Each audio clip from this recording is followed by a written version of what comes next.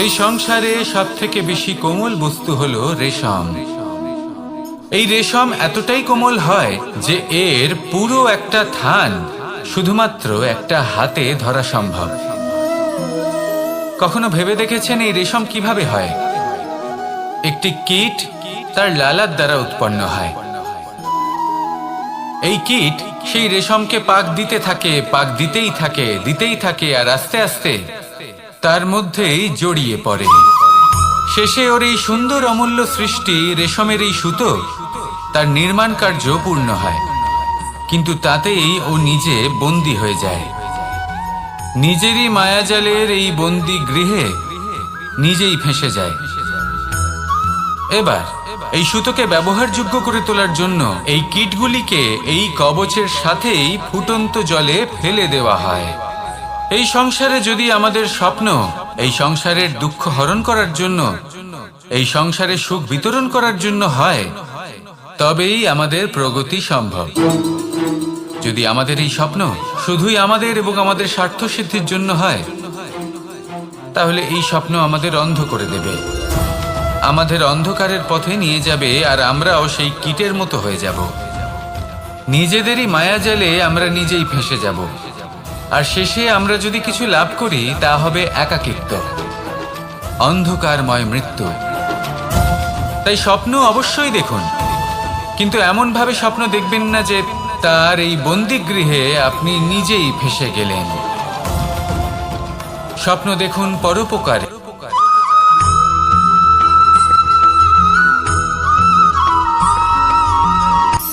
শক্তি শক্তি অর্জন করা এতটা কঠিন নয় যতটা শক্তি লাভ করার পরে সেই শক্তি সামলানো কঠিন হয়। কারণ যেই মানুষ শক্তি লাভ করে তার মনে গর্ববোধ জন্মায়, জন্মায় অহংকার, জন্মায় জেদ। তাই শক্তি প্রাপ্ত করার সাথে বিনম্র থাকাও অত্যন্ত আবশ্যক। আর এটা আমাদের শেখা উচিত বৃক্ষের থেকে। বৃক্ষ যা আমাদের ফল দেয়, বৃক্ষ যা যত ফল দেয় ততটাই ঝুঁকে যায়। আমরা পাথর মারি ওই বৃক্ষের থেকে ফল প্রাপ্ত করার জন্য। সেই পাথরের মার সহ্য করেও বৃক্ষ আমাদের ফল দেয়। কোনো গর্ববোধ নেই, কোনো অহংকার বোধ নেই, আর সেই জন্য এই বৃক্ষের পুজো করা হয়। এটাই হলো মাহাত্ম্য শক্তির সাথে বিনম্রতা। যদি এই শক্তি সৃজন করে থাকে, সাহায্য করে থাকে, সম্বল হয়ে থাকে, তবেই সেই শক্তি উপযুক্ত। আর নয়তো সেই শক্তি একদিন আপনাকে আসক্ত অবশ্যই করবে। তাহলে শক্তি অবশ্যই অর্জন করুন, কিন্তু তার সাথে সেই শক্তি সামলানোর মতো বিবেকও আপনাকে অবশ্যই জাগ্রত করতে হবে। তাহলে আসুন আমার সাথে ভালোবেসে বলুন রাধা রাধা।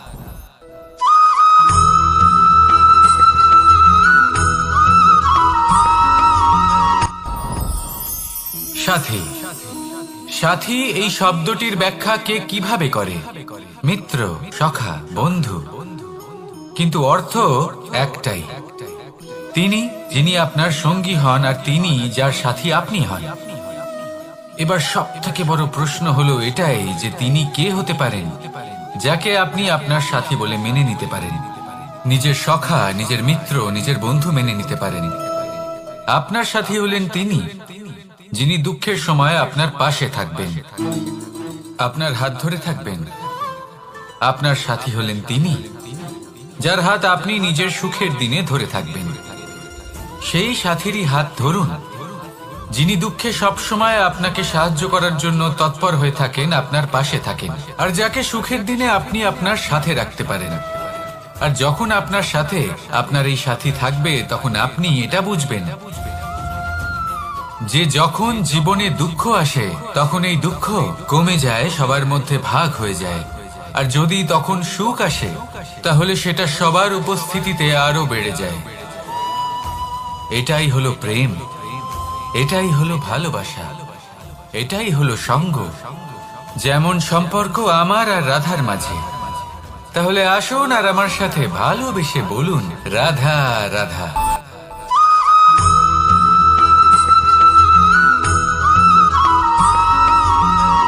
জীবন কিসের উপর নির্ভরশীল?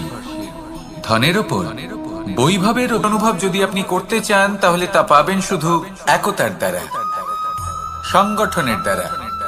যদি আপনাকে উদাহরণ দিই, নিজের এই হাতটাকে দেখুন, 5টা আঙুল রয়েছে। কোনো একটা বস্তুকে নিজের একটা আঙুল দ্বারা তুলে ধরার চেষ্টা করে দেখুন, বড়ই কষ্ট হবে। তখন আপনি বুঝতে পারবেন যখন এই 5টি আঙুল একত্রিত হয় তখন কোনো কাজ কতটা সহজ হতে পারে। এটাই হলো শক্তি একতার। সব থেকে ভালো উদাহরণ যদি আপনাকে দিই তাহলে বাঁশি। এই বাঁশি থেকে অত্যন্ত মধুর সুর নির্গত হয় যা সবার মন প্রসন্ন করে দেয়। এই কথা সত্যি। কিন্তু এই বাঁশি আমি একটা বা দুটো আঙুল দিয়ে বাজাতে পারবো না। আমাকে প্রত্যেকটা আঙুল ব্যবহার করতেই হবে, তবেই এর থেকে মধুর সুর নির্গত হবে যা সকলকে প্রসন্ন করবে, ঠিক কিনা? ঠিক এইভাবেই যদি আপনি চান যে আপনার জীবনরূপী বাঁশি থেকেও মধুর সুর নির্গত হোক বা সবার মনকে প্রসন্ন করে তুলুক, তাহলে আপনাকেও জীবনে একতা নিয়ে আসতেই হবে। আপনি একাও কর্ম করতে পারেন, পথ চলতেও পারেন, সামনেও এগোতে পারেন, সাফল্যও লাভ করতে পারেন। কিন্তু যখন সকলে একসাথে এগোবেন, সেই পথে চলবেন, সেই কর্মই করবেন, তখন লক্ষ্যে অবশ্যই পৌঁছবেন, সাফল্য অবশ্যই লাভ করবেন। কিন্তু সেই সাফল্য এবং তার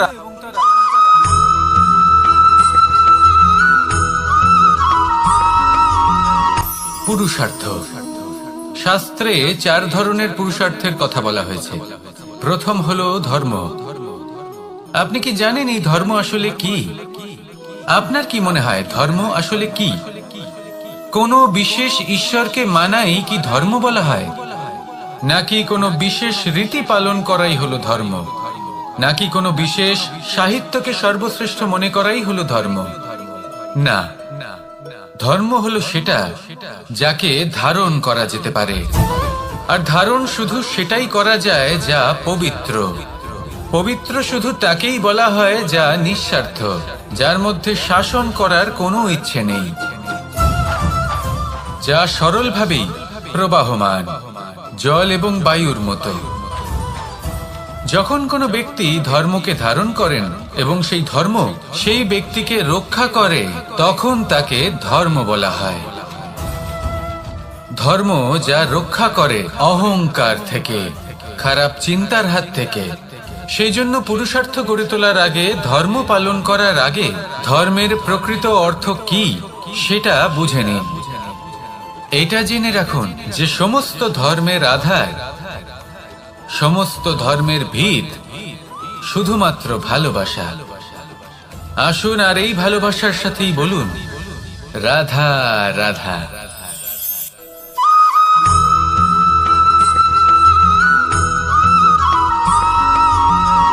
কেউ বলে জীবন খুব ক্ষণস্থায়ী, কেউ বলে জীবন হলো একটা সুন্দর স্বপ্নের মতো, আবার কেউ বলবে জীবন হলো এক কঠোর সত্য। কিন্তু জীবন আসলে কি? জীবন হলো আপনারই প্রতিবিম্ব, একটা দর্পণ। অর্থাৎ আপনি জীবনকে সেইভাবেই পাবেন যেরকম আপনি নিজেকে প্রতিপন্ন করবেন। যদি আপনি দর্পণের দিকে তাকিয়ে হাসেন, তাহলে আপনি সামনে হাসি মুখী দেখতে পাবেন। এবার যদি আপনি গম্ভীর হয়ে থাকেন, তাহলে আপনি একজন রুষ্ট ব্যক্তি দেখতে পাবেন। শেষে সবথেকে বেশি গুরুত্বপূর্ণ হলো আপনার চেষ্টা। আপনাকে সবসময় চেষ্টা করতে হবে যাতে আপনি নিজেকে প্রসন্ন এবং ইতিবাচক মনোভাবে রাখেন। এটা হলো আপনারই উত্তরদায়িত্ব, তাকে পালন করুন। এই মনকে প্রসন্ন রাখুন, এই সংসারকে সুন্দর বলে মনে হবে। আর এই মন প্রসন্ন হয়ে বলবে রাধা রাধা।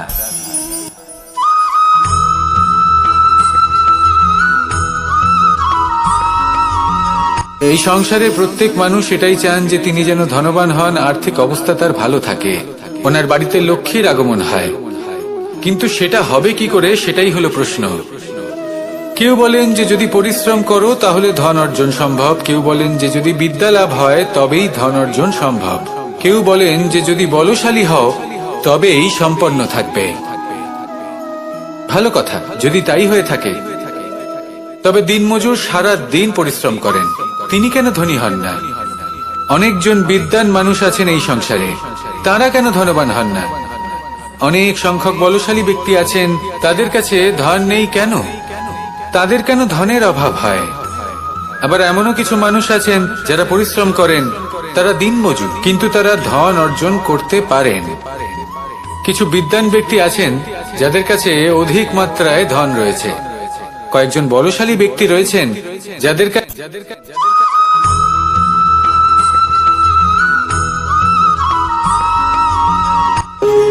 যখন মানুষের মৃত্যু হয় তখন কি হয়?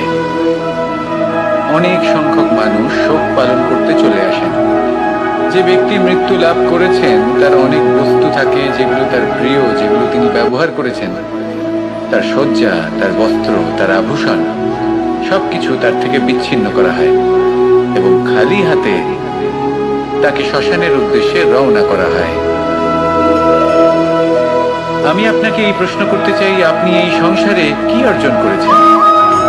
ধন, সম্পত্তি, বস্ত্র, আভূষণ, এই সবকিছু যে আপনি অর্জন করেছেন, আপনার মৃত্যুর পরে তা আপনার থেকে দূর হয়ে যাবে। এর উত্তর হলো একটাই, আপনার কর্ম। শুধু সেটাই আছে যা একান্ত আপনার, আর শুধু সেটাই এই সংসার থেকে চলে যাওয়ার পরেও সংসারেই জীবিত থাকবে। যদি আপনি দুষ্কর্ম করেন তাহলে এই সংসার আপনাকে একটি অনুচিত উদাহরণ হিসেবে মনে রাখবে যে এই ব্যক্তি খুব পাপী ছিল, অনুচিত কর্ম করতেন। যে পথে তিনি চলেছেন সেই পথে কারোর চলা উচিত নয়।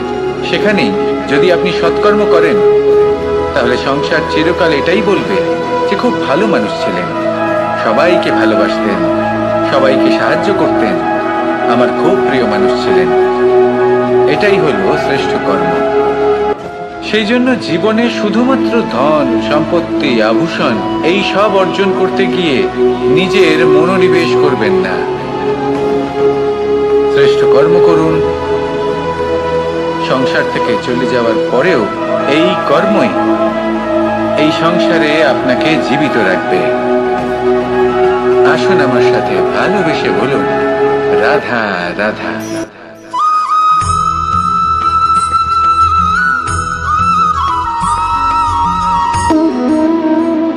সম্পর্ক হলো আমাদের জীবনের একটি আধার। কিছু সম্পর্ক এমন যে আমরা জন্মসূত্রে লাভ করি, যেমন পরিবার, মা, বাবা। কিছু সম্পর্ক আছে যে আমরা জীবনে অর্জন করে থাকি, তা সে প্রেমের হোক, স্নেহের হোক বা বন্ধুত্বের। এই সকল সম্পর্ক লাভ করার বা গড়ে তোলার 5টি ধাপ রয়েছে। প্রথম ধাপ, কোনো ব্যক্তির সাথে আলাপ হওয়া, তার সাথে কথা বলা বা তাকে দেখা। দ্বিতীয় ধাপ, সে ব্যক্তিকে আমাদের ভালো লাগা। তৃতীয় ধাপ, আমাদের এটা চাইতে শুরু করা যে জীবনে এই ব্যক্তি যেন আমাদের বন্ধু হন, আমাদের জীবনে থাকেন, বা আমাদের কাউকে ভালোবেসে ফেলা। আর এটা আমাদের ভাবা বা চাওয়া যে সেই ব্যক্তি যেন আজীবন আমার সাথে থাকেন, আমার জীবনে আমার সাথী হয়ে। চতুর্থ ধাপ, লাভ করা। এবার এই ধাপটি অনেক মানুষের পক্ষেই খুবই সরল হয়, বড়ই সরল ভাবে নিজেদের সঙ্গীকে লাভ করে থাকেন। কিছু মানুষের জন্য এই ধাপ অত্যন্ত কঠিন হয়ে থাকে। অনেক প্রতিকূল পরিস্থিতির উপর জয়লাভ করে তারা সঙ্গীকে লাভ করেন, কিন্তু লাভ অবশ্যই করেন। এরপরে আসে পঞ্চম, অন্তিম এবং সব থেকে গুরুত্বপূর্ণ ধাপ। সেটা হলো সেই সম্পর্ক পালন করা। এটা হলো এমন এক বিষয় যা প্রত্যেক মানুষের শেখা উচিত। যদি ব্যক্তি নিজের জীবনে সম্পর্ক রক্ষা করতে শিখে যান, তবে প্রত্যেক সম্পর্ক তার জীবনকে স্বর্গ করে তুলবে। আসুন আর আমার সাথে ভালোবেসে বলুন, রাধা রাধা।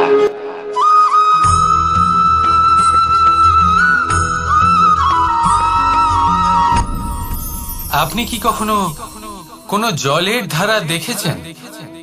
তার সামনে যতই মাটি থাকুক না কেন, যতই কাদা থাকুক না কেন, যখন এই জলের ধারা বইতে আরম্ভ করে দেয়, তাহলে নিজের মনের, নিজের ভাবনার, নিজের জীবনের যত অনাবশ্যক তত্ত্ব আছে, অনুপযোগী অংশ রয়েছে, অর্থাৎ অপরিষ্কার অংশ রয়েছে, তা নিজে থেকেই নির্মল হয়ে উঠবে।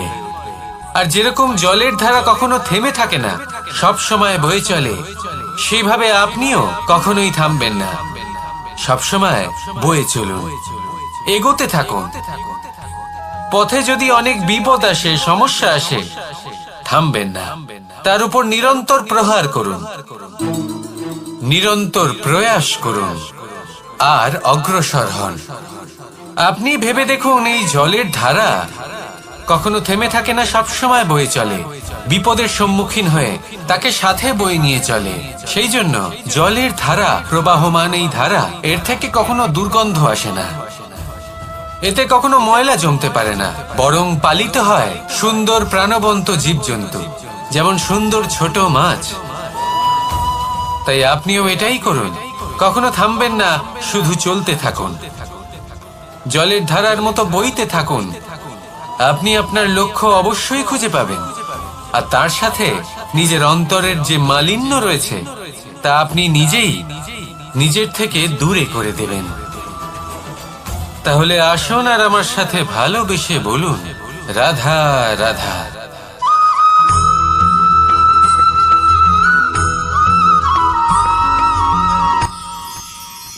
মানুষ তার জীবনে দুই ধরনের পরিস্থিতিকে খুব ভয় পায়। এক, কোনো কারণবশত কারোর সামনে নত হওয়া। দুই, কোনো কারণে নিজের চরিত্র থেকে, নিজের মূল্যবোধ থেকে বিচ্যুত হওয়া। এবার কেন হয় এরকম যে কথায় কথায় কারোর সামনে নত হতে হয়? কেন বারংবার নিজের চরিত্র থেকে চ্যুত হতে হয়? এরকম কেন হয়? এটা তখনই হয় যখন আমাদের শিক্ষা এবং মূল্যবোধের অভাব থাকে। যদি মানুষের মধ্যে প্রকৃত শিক্ষা থাকে, তাহলে এই সংসারে কোনো সময় এবং কারোর সামনেই নত হওয়ার কোনো প্রয়োজন নেই। যদি মানুষের মধ্যে মূল্যবোধ থাকে, তাহলে তাকে নিজের মূল্যবোধ বা চরিত্র থেকে বিচ্যুত হতে হয় না, তা সে যাই হয়ে যাক না কেন। কোনো বালককে যদি জন্ম থেকেই সুশিক্ষার অধিকারী করা হয়, শিক্ষিত করা হয়, মূল্যবোধের অধিকারী করা হয়, তবে সে এই সংসারে এমন কর্ম করবে যাতে সে নিজেকে, নিজের পরিবারকে, সমগ্র সমাজকে গর্বিত করতে পারে। শিক্ষা লাভ করুন, মূল্যবোধ লাভ করুন এবং আমার সাথে ভালোবেসে বলুন, রাধা রাধা।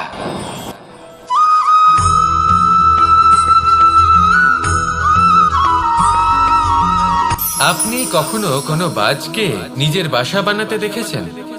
এই বাজ যখনই কোনো বাসা বানায়, তখন উঁচু গাছের ডালে বা কোনো পর্বতের শিখরে বাসা বানায়, অনেক উচ্চতায়, আর সেখানে তার সন্তানও জন্মগ্রহণ করে।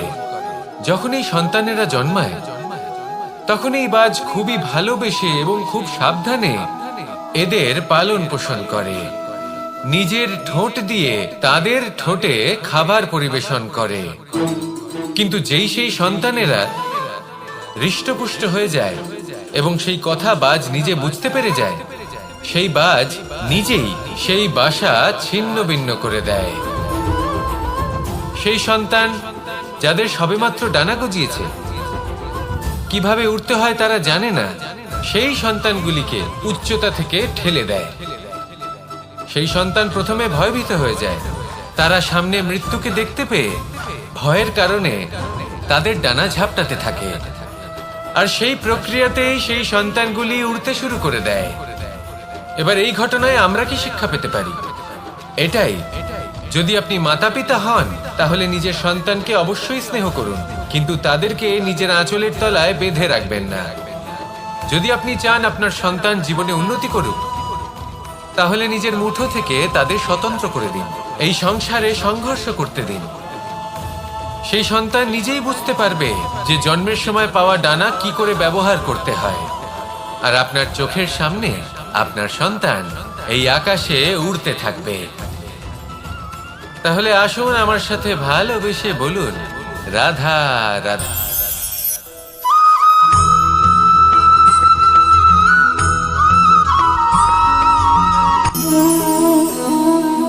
নিয়তি।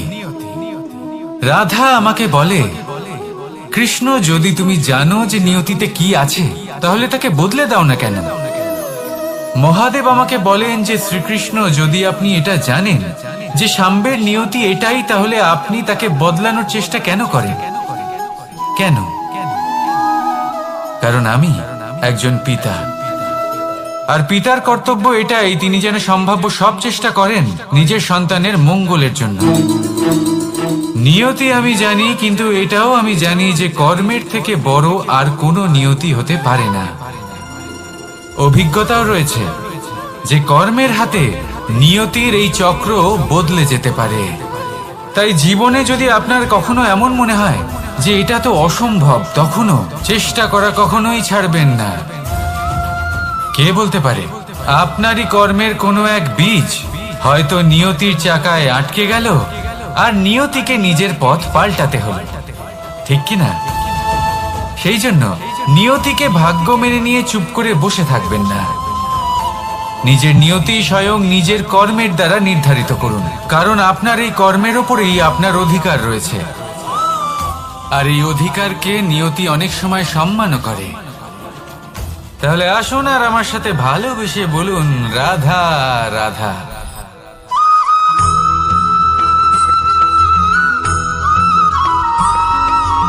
কখনো কখনো আমরা ভাবি যে কোনো ব্যক্তি যিনি ধর্মের পথে চলেছেন, যদি তার দ্বারা কোনো ভুল হয়ে থাকে তাহলে নিয়তি তাকে সেই মুহূর্তেই কঠোর শাস্তি দেন।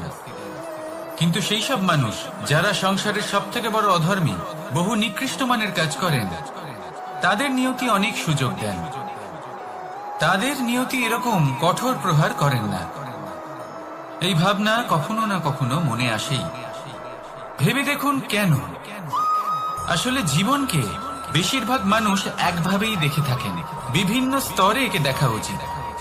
এবার আপনি বলুন, এই সংসারে কোনো অধর্মী কখনো প্রেরণার উৎস হতে পারেন? কখনোই নয়। যে মানুষ নিজের আত্মাকে মলিন করে ফেলেছেন, তিনি এই সংসারকে কিভাবে প্রেরণা যোগাবেন? উনি নিজেই বুঝতে পারেন না কোনটা করা উচিত, ধর্ম কোনটা। তাই নিয়তি তাকে একটা সুযোগ দেন, এটা বোঝার সুযোগ দেন যে কোনটা উচিত, কোনটা ধর্ম। সুযোগ দেন নিজের বিবেক জাগিয়ে তোলার, তাকে সুযোগ দেন নিজের অন্তরাত্মার ডাক শোনার। যখন তাতেও কাজ হয় না, তখন নিয়তির কাছে একটাই পথ বাকি থাকে, আর তা হল মহাবিনাশ। মহাবিনাশ হয়তো দেরিতেই আসতে পারে, কিন্তু তা অবশ্যই আসবে। আর যখন মহাবিনাশ আসে, তখন মহাবিনাশের যন্ত্রণা সমগ্র মানব জীবনের যন্ত্রণার থেকে অনেক বেশি হয়। এই কথাটা সবসময় মনে রাখবেন। আর অন্যদিকে যে মানুষ ধর্মের পথে চলছেন, তার দ্বারা যদি কোনো ভুল হয়ে থাকে, তখন নিয়তি তার পরীক্ষা নেন। কিছুক্ষণের জন্য মানুষের মনে হতে পারে নিয়তি তাকে কঠোর শাস্তি দিয়েছেন।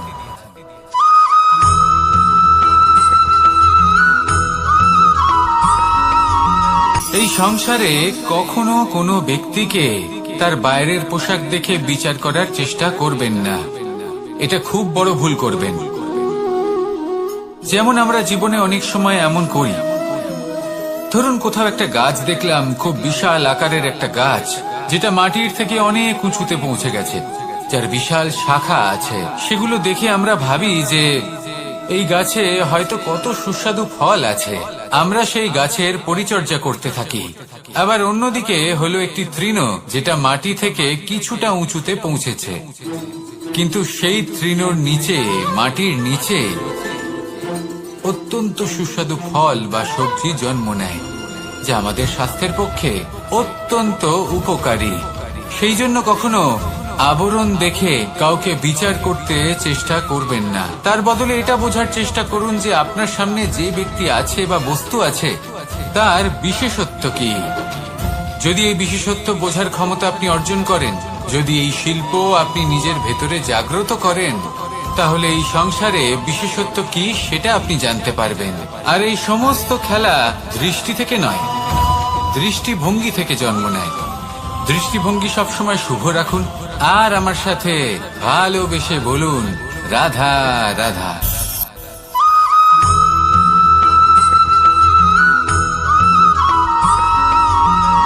পুরুষার্থ। শাস্ত্রে 4 ধরনের পুরুষার্থের কথা বলা হয়েছে। প্রথম হলো ধর্ম, আপনি কি জানেন এই ধর্ম আসলে কি? আপনার কি মনে হয় ধর্ম আসলে কি? কোনো বিশেষ ঈশ্বরকে মানাই কি ধর্ম বলা হয়? নাকি কোনো বিশেষ রীতি পালন করাই হলো ধর্ম? নাকি কোনো বিশেষ সাহিত্যকে সর্বশ্রেষ্ঠ মনে করাই হলো ধর্ম? না, ধর্ম হলো সেটা যাকে ধারণ করা যেতে পারে। আর ধারণ শুধু সেটাই করা যায় যা পবিত্র। পবিত্র শুধু তাকেই বলা হয় যা নিঃস্বার্থ, যার মধ্যে শাসন করার কোনো ইচ্ছে নেই, যা সরলভাবেই প্রবাহমান, জল এবং বায়ুর মতো। যখন কোনো ব্যক্তি ধর্মকে ধারণ করেন এবং সেই ধর্ম সেই ব্যক্তিকে রক্ষা করে, তখন তাকে ধর্ম বলা হয়। ধর্ম যা রক্ষা করে অহংকার থেকে, খারাপ চিন্তার হাত থেকে। সেই জন্য পুরুষার্থ গড়ে তোলার আগে, ধর্ম পালন করার আগে ধর্মের প্রকৃত অর্থ কি সেটা বুঝে নিন। এটা জেনে রাখুন যে সমস্ত ধর্মের আধার, সমস্ত ধর্মের ভিত শুধুমাত্র ভালোবাসা। আসুন আর এই ভালোবাসার সাথেই বলুন রাধা রাধা।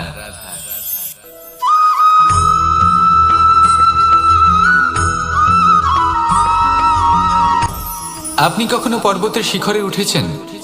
আপনি দেখতে পাবেন পর্বতের পদতলে প্রচুর সুন্দর ফুল রয়েছে, সবুজ বনানী রয়েছে। যত আপনি ওপরে উঠতে থাকবেন তত ফুল কমতে থাকবে, সবুজ বনানী কমতে থাকবে। আরো কিছুটা ওপরে উঠলে কাঁটা জাতীয় গাছ দেখতে পাবেন, শুকনো গাছ দেখতে পাবেন। আরো যদি ওপরে ওঠেন তাহলে পাষাণ দেখতে পাবেন। আরো ওপরে উঠলে হিমখণ্ড দেখতে পাবেন। এই যে পর্বত, তা মনুষ্য জীবনের সব থেকে উত্তম উদাহরণ। মানুষ যখন সাফল্যের শিখরে পৌঁছতে চান, মহানুভবতার শিখরে পৌঁছতে চান, পথে যত আস্তে আস্তে উপরে উঠতে থাকেন, ততই ভৌতিক বস্তু তার থেকে বিচ্ছিন্ন হতে থাকে। যদি তিনি সেই ভৌতিক বস্তুগুলি ত্যাগ না করতে পারেন, তাহলে কখনোই সেই স্থানে পৌঁছতে পারবেন না। আর মানুষ যদি উচিত ত্যাগ করতে পারেন, পথে অগ্রসর হতে থাকেন, এগোতে থাকেন, তাহলে একদিন না একদিন তিনি মহানুভবতার, জ্ঞানের, সাফল্যের হিমের স্বাদ অবশ্যই লাভ করবেন। মনে রাখবেন, মানব জীবনের ত্যাগ হলো অত্যন্ত গুরুত্বপূর্ণ অংশ। আসুন আমার সাথে ভালোবেসে বলুন রাধা রাধা।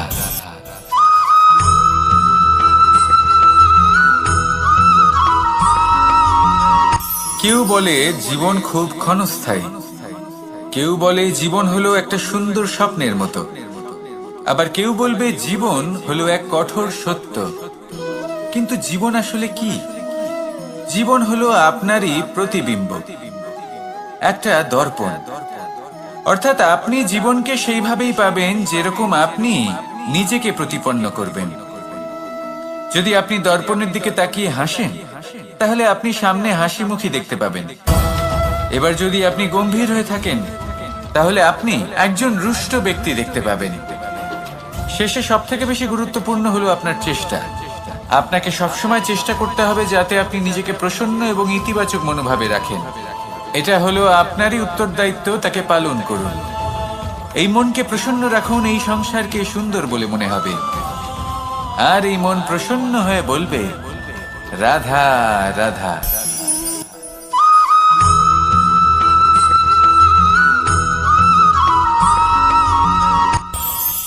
এই সংসারে আমরা প্রকাশ কোথা থেকে পাই?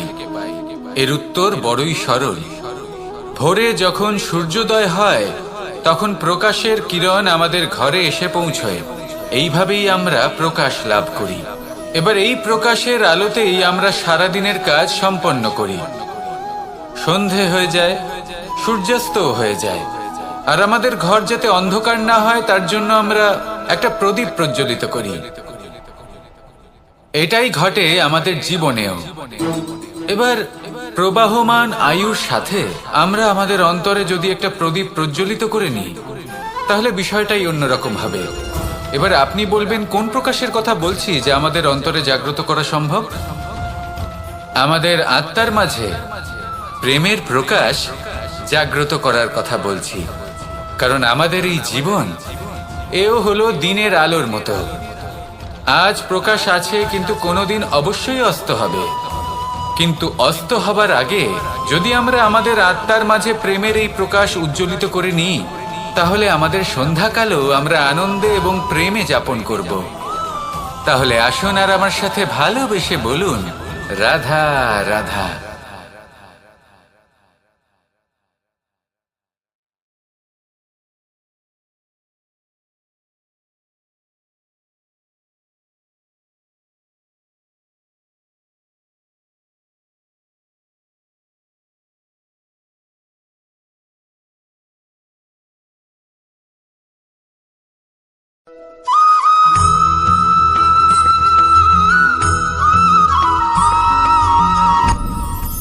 আপনি কি কখনো কোনো জলের ধারা দেখেছেন? তার সামনে যতই মাটি থাকুক না কেন, যতই কাদা থাকুক না কেন, যখন এই জলের ধারা বইতে আরম্ভ করে দেয়, তাহলে নিজের মনের, নিজের ভাবনার, নিজের জীবনের যত অনাবশ্যক তত্ত্ব আছে, অনুপযোগী অংশ রয়েছে, অর্থাৎ অপরিষ্কার অংশ রয়েছে, তা নিজে থেকেই নির্মল হয়ে উঠবে। আর যেরকম জলের ধারা কখনো থেমে থাকে না, সব সময় বয়ে চলে, সেইভাবে আপনিও কখনোই থামবেন না। সবসময় বয়ে চলুন, এগোতে থাকুন। পথে যদি অনেক বিপদ আসে, সমস্যা আসে, থামবেন না, তার উপর নিরন্তর প্রহার করুন, নিরন্তর প্রয়াস করুন আর অগ্রসর হন।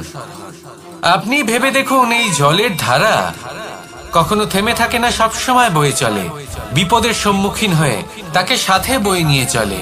সেই জন্য জলের ধারা, প্রবাহমান এই ধারা, এর থেকে কখনো দুর্গন্ধ আসে না, এতে কখনো ময়লা জমতে পারে না, বরং পালিত হয় সুন্দর প্রাণবন্ত জীবজন্তু, যেমন সুন্দর ছোট মাছ। তাই আপনিও এটাই করুন, কখনো থামবেন না, শুধু চলতে থাকুন, জলের ধারার মতো বইতে থাকুন। আপনি আপনার লক্ষ্য অবশ্যই খুঁজে পাবেন, আর তার সাথে নিজের অন্তরের যে মালিন্য রয়েছে, তা আপনি নিজেই নিজের থেকে দূরে করে দেবেন। তাহলে আসুন আর আমার সাথে ভালোবেসে বলুন, রাধা রাধা।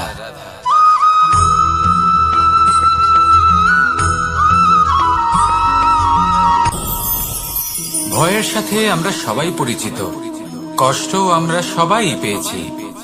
কখনো কখনো আমরা অসুস্থ হয়ে পড়ি, আর এমন সময় হলে মাতার মমতা, কখনো বাবার স্নেহ, কখনো বন্ধুদের পাশে থাকার অনুভূতি আমাদের রোগ নিরাময়ে সাহায্য করে। কখনো যদি আমরা নিরাশ হয়ে পড়ি, তখন যদি আমাদের কোনো আপনজন আমাদের দুটো ভালো কথা বলে, তখন আমাদের মনোবল বেড়ে যায়। ঠিক তেমন সংসারের এই রঙ্গমঞ্চে যদি আপনি পীড়িত অনুভব করেন, কিছু শুভ কথা আলোচনা করুন, কিছু স্তুতি গান করুন, কিছু মুহূর্তের জন্য হলেও নিজের ইষ্টদেবের কথা স্মরণ করুন আর প্রার্থনা করুন। সাহস বাড়বে, শক্তিও বৃদ্ধি পাবে এবং সামনে এগিয়ে চলার পথও দেখতে পাবেন। তখন এই মন প্রসন্ন হয়ে বলবে, রাধা রাধা।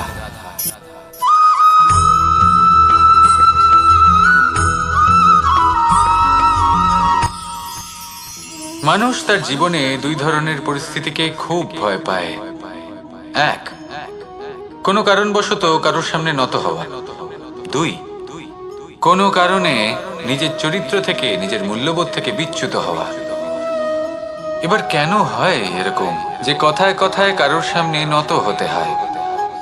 কেন বারংবার নিজের চরিত্র থেকে চ্যুত হতে হয়? এরকম কেন হয়? এটা তখনই হয় যখন আমাদের শিক্ষা এবং মূল্যবোধের অভাব থাকে। যদি মানুষের মধ্যে প্রকৃত শিক্ষা থাকে, তাহলে এই সংসারে কোনো সময় এবং কারোর সামনেই নত হওয়ার কোনো প্রয়োজন নেই। যদি মানুষের মধ্যে মূল্যবোধ থাকে, তাহলে তাকে নিজের মূল্যবোধ বা চরিত্র থেকে বিচ্যুত হতে হয় না, তা সে যাই হয়ে যাক না কেন। কোনো বালককে যদি জন্ম থেকেই সুশিক্ষার অধিকারী করা হয়, শিক্ষিত করা হয়, মূল্যবোধের অধিকারী করা হয়, তবে সে এই সংসারে এমন কর্ম করবে যাতে সে নিজেকে, নিজের পরিবারকে, সমগ্র সমাজকে গর্বিত করতে পারে। শিক্ষা লাভ করুন, মূল্যবোধ লাভ করুন এবং আমার সাথে ভালোবেসে বলুন, রাধা রাধা।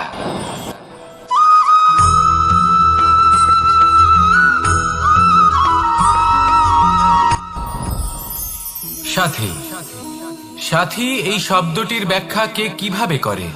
মিত্র, সখা, বন্ধু, কিন্তু অর্থ একটাই। তিনি যিনি আপনার সঙ্গী হন আর তিনি যার সাথী আপনি হন। এবার সব থেকে বড় প্রশ্ন হলো এটাই যে তিনি কে হতে পারেন যাকে আপনি আপনার সাথী বলে মেনে নিতে পারেন, নিজের সখা, নিজের মিত্র, নিজের বন্ধু মেনে নিতে পারেন। আপনার সাথী হলেন তিনি যিনি দুঃখের সময় আপনার পাশে থাকবেন, আপনার হাত ধরে থাকবেন। আপনার সাথী হলেন তিনি যার হাত আপনি নিজের সুখের দিনে ধরে থাকবেন। সেই সাথীরই হাত ধরুন যিনি দুঃখে সবসময় আপনাকে সাহায্য করার জন্য তৎপর হয়ে থাকেন, আপনার পাশে থাকেন, আর যাকে সুখের দিনে আপনি আপনার সাথে রাখতে পারেন। আর যখন আপনার সাথে আপনার এই সাথী থাকবে তখন আপনি এটা বুঝবেন যে যখন জীবনে দুঃখ আসে তখন এই দুঃখ কমে যায়, সবার মধ্যে ভাগ হয়ে যায়। আর যদি তখন সুখ আসে তাহলে সেটা সবার উপস্থিতিতে আরো বেড়ে যায়। এটাই হলো প্রেম, এটাই হলো ভালোবাসা, এটাই হলো সঙ্গ। যেমন সম্পর্ক আমার আর রাধার মাঝে। তাহলে আসুন আর আমার সাথে ভালোবেসে বলুন, রাধা রাধা।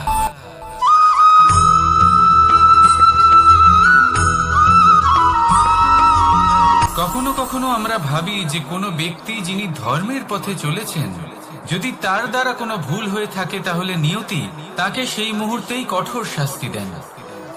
কিন্তু সেই সব মানুষ যারা সংসারের সব থেকে বড় অধর্মী, বহু নিকৃষ্ট মানের কাজ করেন, তাদের নিয়তি অনেক সুযোগ দেন। তাদের নিয়তি এরকম কঠোর প্রহার করেন না। এই ভাবনা কখনো না কখনো মনে আসেই। ভেবে দেখুন কেন? আসলে জীবনকে বেশিরভাগ মানুষ একভাবেই দেখে থাকেন, বিভিন্ন স্তরে একে দেখা উচিত। এবার আপনি বলুন, এই সংসারে কোনো অধর্মী কখনো প্রেরণার উৎস হতে পারেন? কখনোই নয়। যে মানুষ নিজের আত্মাকে মলিন করে ফেলেছেন তিনি এই সংসারকে কিভাবে প্রেরণা যোগাবেন? উনি নিজেই বুঝতে পারেন না কোনটা করা উচিত, ধর্ম কোনটা। তাই নিয়তি তাকে একটা সুযোগ দেন, এটা বোঝার সুযোগ দেন যে কোনটা উচিত, কোনটা ধর্ম। সুযোগ দেন নিজের বিবেক জাগিয়ে তোলার, তাকে সুযোগ দেন নিজের অন্তরাত্মার ডাক শোনার। যখন তাতেও কাজ হয় না তখন নিয়তির কাছে একটাই পথ বাকি থাকে, আর তা হলো মহাবিনাশ। মহাবিনাশ হয়তো দেরিতেই আসতে পারে, কিন্তু তা অবশ্যই আসবে। আর যখন মহাবিনাশ আসে তখন মহাবিনাশের যন্ত্রণা সমগ্র মানব জীবনের যন্ত্রণার থেকে অনেক বেশি হয়। এই কথাটা সবসময় মনে রাখবেন। আর অন্যদিকে যে মানুষ ধর্মের পথে চলছেন তার দ্বারা যদি কোনো ভুল হয়ে থাকে তখন নিয়তি তার পরীক্ষা নেন। কিছুক্ষণের জন্য মানুষের মনে হতে পারে নিয়তি তাকে কঠোর শাস্তি দিয়েছেন,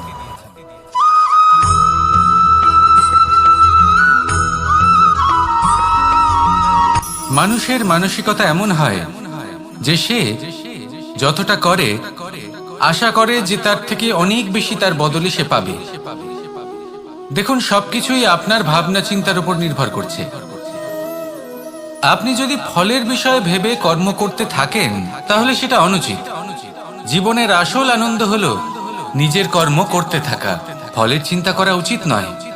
যদি আপনি এরকম ভাবেন যে আমি এতটা করছি, আমার এতটা পাওয়া উচিত, সেই ভাবনা অনুচিত। যদি আপনি সেবার মানসিকতা নিয়ে কর্ম করতে থাকেন, কর্মচক্রে প্রবাহিত হন, যদি আপনি এমন ভাবনা রাখেন যে আমি এতটা পাচ্ছি তাই এর থেকে অনেক বেশি আমি কর্ম করব, তাহলে নিশ্চিত রূপে আপনি যতটা করছেন তার থেকে অনেক বেশি আপনি পাবেন, আপনার আশার থেকে অনেক বেশি আপনি পাবেন। শুধু জীবনে অনেক বেশি কাজ করতে থাকুন, ফলের চিন্তা করবেন না। আর মনে রাখবেন, এই ভাবনাই সব থেকে বড় বীজ। কর্মের উপর বিশ্বাস রাখুন, জীবনে যা যা আপনি চান সবই সুখময় হবে। আসুন আর আমার সাথে ভালোবেসে বলুন, রাধা রাধা।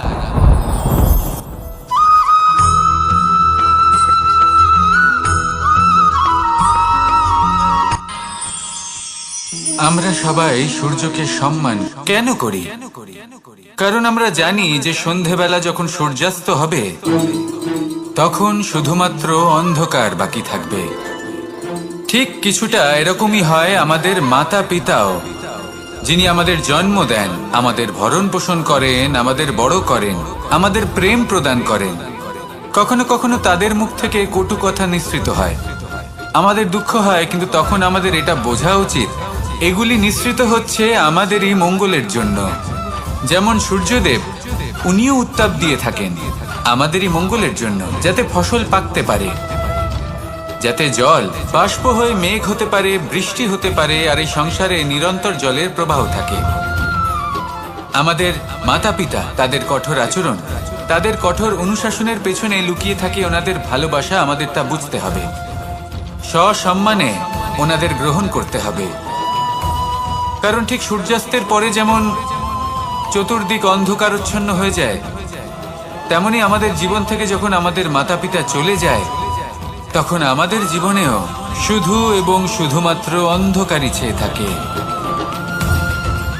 সেই জন্য নিজের মাতা পিতাকে সম্মান করুন, ওনাদের ভালোবাসা প্রদান করুন। এই মন আর এই জীবন প্রসন্ন হয়ে বলবে, রাধা রাধা।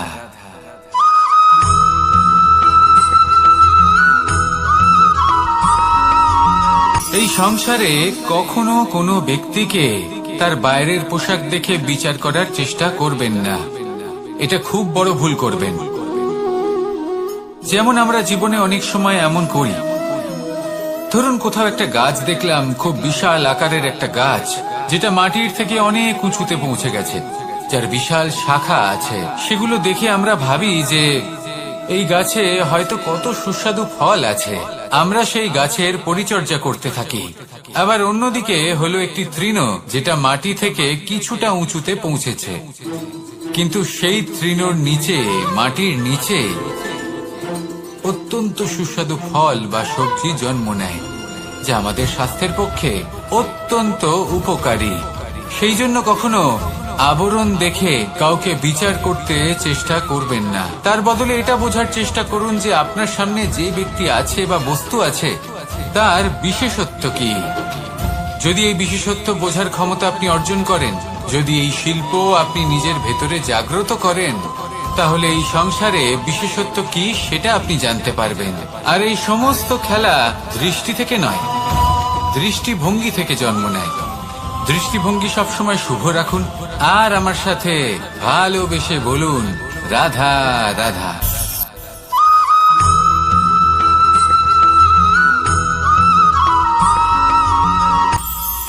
এটা হলো ধান গাছ, এর থেকে যে চাল উৎপন্ন হয় তা মানুষ গ্রহণ করেন। আর এটা কি? এ হলো জংলি ঘাস। একবার ভেবে দেখুন, যদি এই জংলি ঘাস ধান গাছের আশেপাশে থাকে তাহলে কি হবে? ধান উৎপন্ন হতে পারবে? তা উৎকৃষ্ট হতে পারবে? আমরা কি তা গ্রহণ করতে পারবো? কখনোই নয়। এই জংলি ঘাস ধানকে নষ্ট করে দেবে, কিন্তু নিজে জীবিত থাকবে। এটাই হলো আজকের শিক্ষা।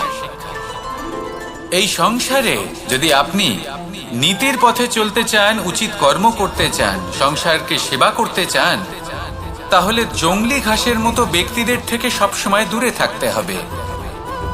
সেই ব্যক্তি যারা দুর্নীতি এবং মিথ্যা দ্বারা পরিপূর্ণ, যাদের ব্যবহার অশুভ, যাদের অনেক অশুভ গুণ রয়েছে, তারা সঠিক নয়। সেই সকল ব্যক্তি যাদের চরিত্র অত্যন্ত দুষ্ট হয়, তারা হয় শুভ চরিত্রের ব্যক্তিকে একদম নষ্ট করে দেয়, নয় নিজের মতো বানিয়ে তোলে।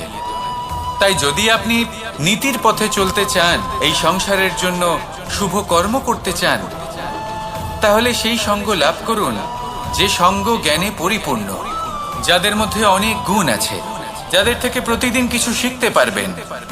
এমন ব্যক্তির সাথে জীবন অতিবাহিত করুন, দুরাচারীদের থেকে দূরে থাকুন। তবেই এই মন প্রসন্ন হয়ে বলবে, রাধা রাধা।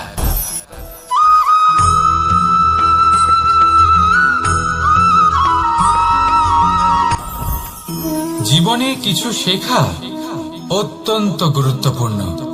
এবার কি কি শিখতে হবে সেই সব শেখানোর জন্য অনেক শিক্ষক রয়েছেন, কিন্তু কি শিখবেন না আর কি করবেন না এটা আমাদের নিজের অভিজ্ঞতা দিয়ে শিখতে হয়। কিন্তু তার মানে এটা নয় যে যদি আপনাকে শিখতে হয় যে আগুনের তাপ কতটা, আপনাকে আগুনের মধ্যে হাত দিতে হবে।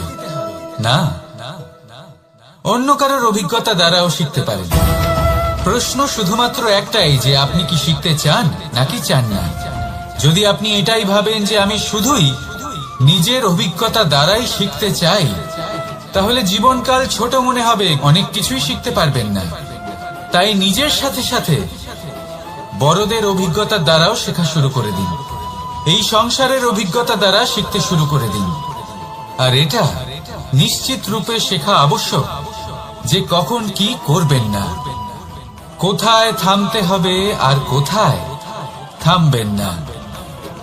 তাহলে আসুন আর আমার সাথে ভালোবেসে বলুন রাধা রাধা।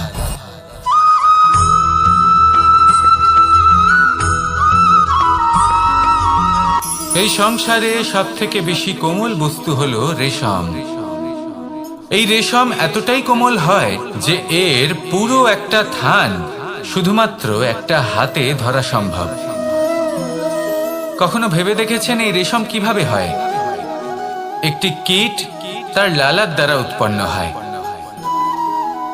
এই কীট সেই রেশমকে পাক দিতে থাকে, পাক দিতেই থাকে আর আস্তে আস্তে তার মধ্যেই জড়িয়ে পড়ে। শেষে ওর এই সুন্দর অমূল্য সৃষ্টি রেশমের এই সুতো তার নির্মাণ কার্য পূর্ণ হয়, কিন্তু তাতেই ও নিজে বন্দী হয়ে যায়।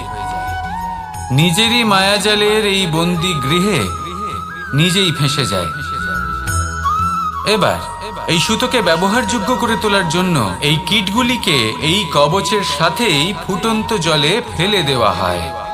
এই সংসারে যদি আমাদের স্বপ্ন এই সংসারের দুঃখ হরণ করার জন্য, এই সংসারে সুখ বিতরণ করার জন্য হয়, তবেই আমাদের প্রগতি সম্ভব। যদি আমাদের এই স্বপ্ন শুধুই আমাদের এবং আমাদের স্বার্থ সিদ্ধির জন্য হয়, তাহলে এই স্বপ্ন আমাদের অন্ধ করে দেবে, আমাদের অন্ধকারের পথে নিয়ে যাবে, আর আমরাও সেই কীটের মতো হয়ে যাব। নিজেদেরই মায়াজালে আমরা নিজেই ফেঁসে যাব, আর শেষে আমরা যদি কিছু লাভ করি তা হবে একাকিত্ব, অন্ধকারময় মৃত্যু। তাই স্বপ্ন অবশ্যই দেখুন, কিন্তু এমন ভাবে স্বপ্ন দেখবেন না যে তার এই বন্দিগৃহে আপনি নিজেই ফেঁসে গেলেন। স্বপ্ন দেখুন পরোপকারে।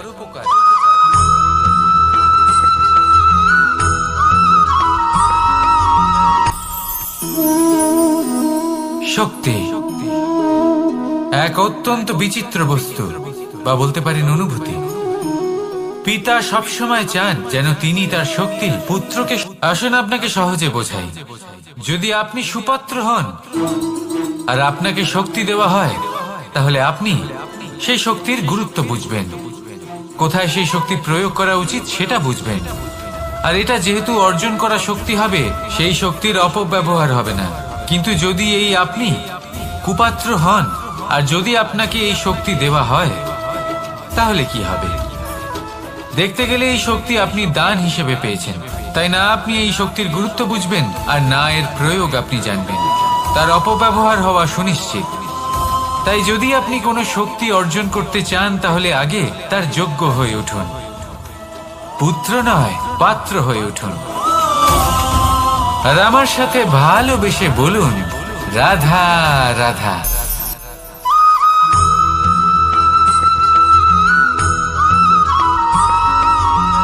এই সংসারে প্রত্যেক মানুষ এটাই চান যে তিনি যেন ধনবান হন, আর্থিক অবস্থা তার ভালো থাকে, ওনার বাড়িতে লক্ষ্মীর আগমন হয়। কিন্তু সেটা হবে কি করে, সেটাই হলো প্রশ্ন। কেউ বলেন যে যদি পরিশ্রম করো তাহলে ধন অর্জন সম্ভব, কেউ বলেন যে যদি বিদ্যা লাভ হয় তবেই ধন অর্জন সম্ভব, কেউ বলেন যে যদি বলশালী হও তবেই সম্পন্ন থাকবে। ভালো কথা, যদি তাই হয়ে থাকে, তবে দিনমজুর সারা দিন পরিশ্রম করেন, তিনি কেন ধনী হন না? অনেকজন বিদ্বান মানুষ আছেন এই সংসারে, তারা কেন ধনবান হন না? অনেক সংখ্যক বলশালী ব্যক্তি আছেন, তাদের কাছে ধন নেই কেন? তাদের কেন ধনের অভাব হয়?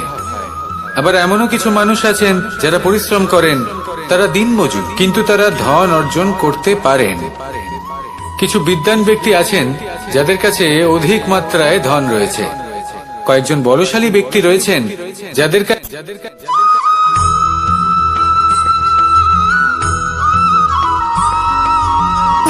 সুখ, দুঃখ এবং শক্তি, এই তিন হলো এই সংসারের ত্রিদেবের মতো। আমাদের জীবনে যা কিছু ঘটছে এই তিনটির ভিত্তির উপরেই হচ্ছে। আসলে এই সংসারের একটা নিয়ম আছে, যখনই আপনি কিছু লাভ করেন এই সংসার আপনার পরীক্ষা নেয়। এটা জানার জন্য আপনার পরীক্ষা নেয় যে আপনি যা কিছুই লাভ করেছেন আপনি কি আদৌ সেটার যোগ্য কিনা। ঠিক সেইভাবেই এই সুখ, দুঃখ এবং শক্তি আপনার পরীক্ষা নিয়ে থাকে। যখন সুখ আসে তখন সে আপনার পরীক্ষা নেয় যে আপনার মধ্যে অহংবোধ জাগ্রত হয়নি তো।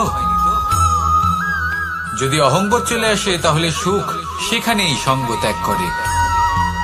দুঃখ আপনার ধৈর্যের পরীক্ষা নিতে থাকে, আর যদি আপনার মধ্যে ধৈর্য না থাকে তাহলে এটা আপনাকে আরো বেশি দুঃখের গভীর অন্ধকারে ঠেলে দেবে। সেখানে শক্তি পরীক্ষা নেয় আপনার বিনম্রতার। যদি আপনি বিনম্র না হন তাহলে হয় এই শক্তি আপনার সঙ্গ ত্যাগ করবে, নয় এই শক্তি বিনম্রতার অভাবে আপনার পতনের কারণ হতে পারে। এই সংসারে যে কোনো ব্যক্তি যিনি এই পরীক্ষায় উত্তীর্ণ হয়ে থাকেন এই জীবনে তিনি সাফল্য লাভ করেন। আসুন আমার সাথে ভালোবেসে বলুন, রাধা রাধা।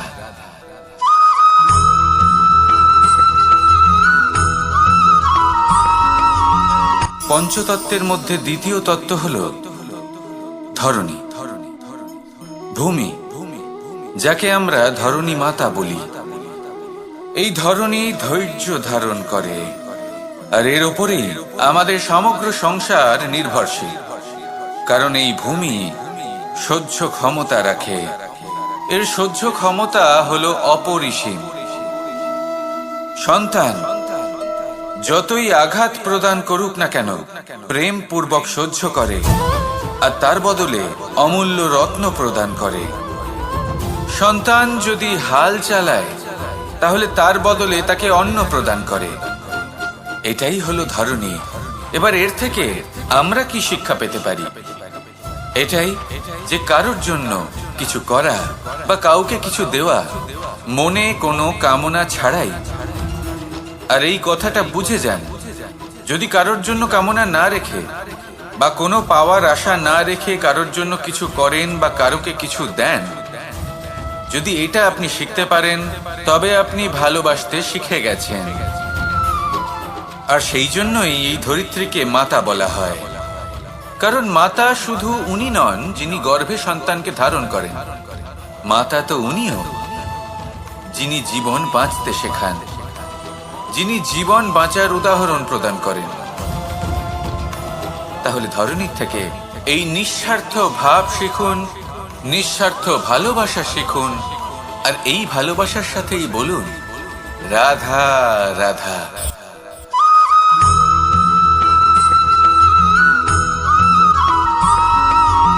মানুষ জন্মগ্রহণ করে, তার সাথে ভয়েরও জন্ম হয়। ছোটবেলা থেকেই আমাদের মনে কোনো না কোনো প্রকারের ভয় থেকেই যায়। কেউ এই বিষয়ে ভয় পায় যে তার কোনো বস্তু তার থেকে দূরে চলে যাবে, কেউ এই বিষয়ে ভয় পায় যে আমি নিজেকে হারিয়ে ফেলব, কেউ এই ভেবে ভয় পায় যে আমার প্রিয়জনেরা তারা যেন আমার থেকে দূরে না চলে যায়, কেউ এই ভেবে ভয় পায় যে আমরা যেন পথ না হারিয়ে ফেলি, আদি ইত্যাদি। কিন্তু সত্যি কথা বলতে ভেবে দেখুন এই ভয় বাস্তবে কি? শুধুই একটা মনস্থিতি, আর কিছুই নয়। যা কিছু আপনি জীবনে পেয়েছেন তা একদিন আপনাকে হারাতে হবে। এই জীবন হলো আপনারই, কিন্তু তাও একদিন সমাপ্ত হবে। তাই ভয় পেয়ে কি লাভ? এই ভয় শুধু আপনাকে জীবন যাপন করা থেকে বাধা দিচ্ছে, আর কিচ্ছু নয়। পথ হারিয়ে ফেললেই বুঝতে পারবেন যে নতুন পথ কিভাবে বানাতে হয়। কিছু মানুষকে জীবন থেকে হারালে তবেই আপনি বুঝবেন যে আপনার আপনজনকে। এই ভয়ের কারণে ভীত হয়ে থাকবেন না। এই তারা নক্ষত্র অন্ধকারের অভাবে গুরুত্ব হারায়। শিবকেও মহাদেব হওয়ার জন্য বিষপান করতে হয়েছিল। প্রত্যেক পরিস্থিতি, প্রত্যেক সাফল্য আপনার পরীক্ষা নেবে। তাতে উত্তীর্ণ হওয়া হলো আপনার কর্ম।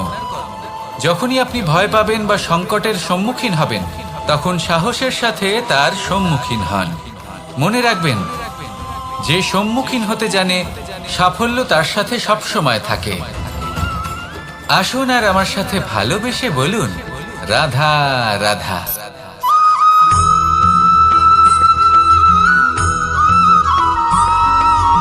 জীবনে অগ্রসর হওয়ার জন্য আমাদের কাকে প্রয়োজন হয়? মাতা পিতা, বন্ধু, প্রেম, সাহায্য, অর্থ, পরিশ্রম, আশা। ভিন্ন ভিন্ন মানুষ ভিন্ন ভিন্ন বিকল্প চয়ন করে। যদি আমি আপনাকে বলি, তাহলে জয় আর পরাজয়ের মন্ত্র দুটো শব্দের উপর নির্ভর করে, মেনে নেওয়া আর দৃঢ় হওয়া। যদি মেনে নেন তাহলে হেরে যাবেন, যদি দৃঢ় হন তাহলে নিশ্চিত রূপে জয়ী হবেন। যদি কখনো আপনি ক্লান্ত হয়ে ওঠেন, আপনি দুঃখী হন, পুরোপুরি ভেঙে পড়েছেন, তখন মেনে নেবেন না যে আপনি ভেঙে পড়েছেন, নয়তো হেরে যাবেন। তখন উল্টে স্থির করবেন যে যাই হয়ে যাক না কেন, আমি জয়ী হবই। আর আপনি দেখবেন যে জয় নিশ্চিত রূপে আপনার কাছেই আসবে। তাহলে এই কথা মনে রাখবেন আর আমার সাথে ভালোবেসে বলবেন, রাধা রাধা।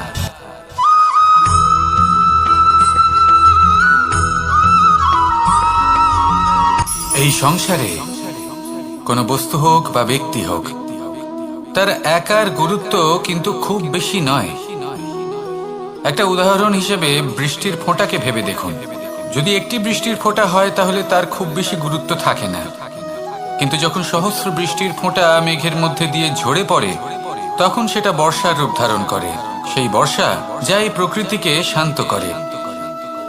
সেইভাবেই পাথরের ছোট টুকরো, তার খুব বেশি গুরুত্ব থাকে না, কিন্তু যখন অসংখ্য পাথরের টুকরো একত্রিত হয় তখন তা পর্বতের আকার ধারণ করে। সেইভাবেই কিছু মানুষ যখন একত্রিত হন তখন তৈরি হয় পরিবার। কিছু পরিবার যখন একত্রিত হয় তখন তৈরি হয় সমাজ। যখন অনেক সংখ্যক সমাজ একত্রিত হয় তখন তৈরি হয় রাজ্য। এবার এই রাজ্যের সব থেকে গুরুত্বপূর্ণ ব্যক্তি হতে পারেন রাজা, কিন্তু তাও সেই রাজা একা কিছু করতে পারেন না। যুদ্ধ লড়ার সময় তারও নিজের সৈন্যদলকে প্রয়োজন পড়ে। কিন্তু এই সংসারে এমন একজন ব্যক্তি আছেন যিনি একাই সব কাজ করতে থাকেন, এবং সেই ব্যক্তি হলেন মা। আমাদের জীবনে একজন পিতার ভূমিকা কিন্তু নিঃসন্দেহে অমূল্য, কিন্তু আমাদের সকলের জীবনে যে ভূমিকা একজন মায়ের তা অন্য কারোর থাকে না। একজন মা একাই সন্তানকে বড় করতে পারেন, সংস্কারী করে তুলতে পারেন, তার জন্য পরিশ্রম করেন। আর এত কিছু কাজ করার পরেও তার কাজের জন্য তিনি প্রশংসা অবশ্য পান না। উল্টে যদি সেই সন্তান অনুচিত পথে চালিত হয়, অনুচিত কর্ম করে, তখন সেই মাকেই অপবাদের পাত্র হয়ে উঠতে হয়। আমাদের জীবনে মায়ের যোগদান কতটা সেটা বুঝুন। আপনাকে বড় করে তোলার জন্য উনি কতটা পরিশ্রম করেছেন সেটা বুঝুন। আজ থেকে, এখন থেকে, এই মুহূর্ত থেকে মাকে সম্মান করতে শিখুন। যখন সময় পাবেন, যখন সুযোগ হবে, তখন তার প্রশংসা করুন, ওনারও ভালো লাগবে। আর মায়ের এই মমতার জন্য, তার এই ভূমিকার জন্য আসুন সবাই মিলে আমরা তাকে প্রণাম করি, আর সকলে মিলে ভালোবেসে বলি, রাধা রাধা।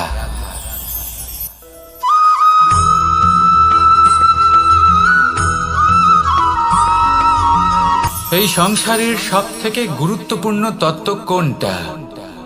প্রথম হলো সময়। জন্ম থেকে মৃত্যু পর্যন্ত এই যে সময়, এটাই তো হলো জীবন। দ্বিতীয় হলো জীবন, যাতে আমরা সময়ের সদ্ব্যবহার করি, শ্রেষ্ঠ থেকে শ্রেষ্ঠতর কাজ করার চেষ্টা করি। বহু বছরের এই পরম্পরা, এই সংস্কৃতিকে এগিয়ে নিয়ে যাওয়ার চেষ্টা করি। এই সংসারে আমরা অংশগ্রহণ করতে চেষ্টা করি। তৃতীয় হলো ধন, সেই ধন যা প্রত্যেক ব্যক্তি অর্জন করতে চেষ্টা করেন। এবার এই তিনটি তত্ত্বের মধ্যে একটা সামঞ্জস্য আছে, সমান ব্যাপার আছে। সে ধনই হোক বা সময় হোক বা হোক জীবন। আর সেই সমান ব্যাপার হলো যে যদি আপনি এটা গণনা করতে থাকেন তাহলে তা কমতে থাকে, যদি আপনি এটা ব্যবহার করেন তাহলে তা বাড়তে থাকে। একে সংগঠিত করে রাখতে চেষ্টা করলে এ হাত থেকে ফসকে যায়, কিন্তু যদি আপনি একে সামলে রাখতে শিখে যান তাহলে এমন কাজ করবেন যাতে সংসারের সাথে সাথে পরবর্তী প্রজন্ম লাভবান হবে। যদি কিছু শিখতে চান তাহলে সামলাতে শিখুন, গণনা করা বা সংগঠিত করা নয়। আসুন আর আমার সাথে ভালোবেসে বলুন, রাধা রাধা।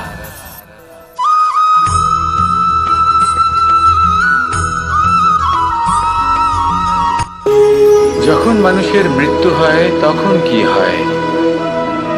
অনেক সংখ্যক মানুষ শোক পালন করতে চলে আসেন। যে ব্যক্তি মৃত্যু লাভ করেছেন তার অনেক বস্তু থাকে যেগুলো তার প্রিয়, যেগুলো তিনি ব্যবহার করেছেন। তার শয্যা, তার বস্ত্র, তার আভূষণ সবকিছু তার থেকে বিচ্ছিন্ন করা হয় এবং খালি হাতে তাকে শ্মশানের উদ্দেশ্যে রওনা করা হয়। আমি আপনাকে এই প্রশ্ন করতে চাই, আপনি এই সংসারে কি অর্জন করেছেন? ধন, সম্পত্তি, বস্ত্র, আভূষণ, এই সব কিছু যে আপনি অর্জন করেছেন, আপনার মৃত্যুর পরে তা আপনার থেকে দূর হয়ে যাবে।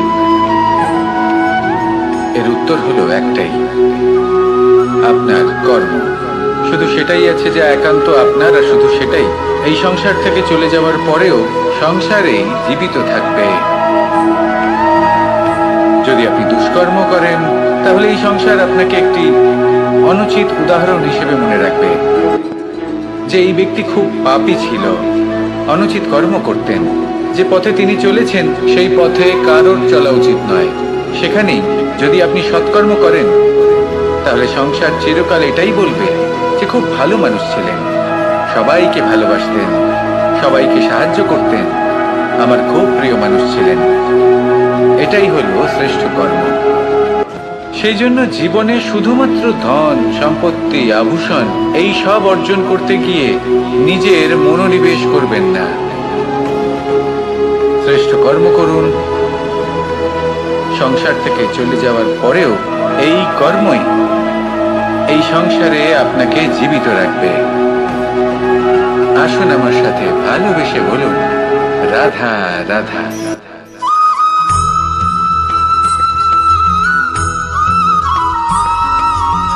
এই সংসারে প্রত্যেক মানুষ এটাই চান যে তিনি যেন ধনবান হন, আর্থিক অবস্থা তার ভালো থাকে, ওনার বাড়িতে লক্ষ্মীর আগমন হয়। কিন্তু সেটা হবে কি করে, সেটাই হলো প্রশ্ন। কেউ বলেন যে যদি পরিশ্রম করো তাহলে ধন অর্জন সম্ভব, কেউ বলেন যে যদি বিদ্যা লাভ হয় তবেই ধন অর্জন সম্ভব, কেউ বলেন যে যদি বলশালী হও তবেই সম্পন্ন থাকবে।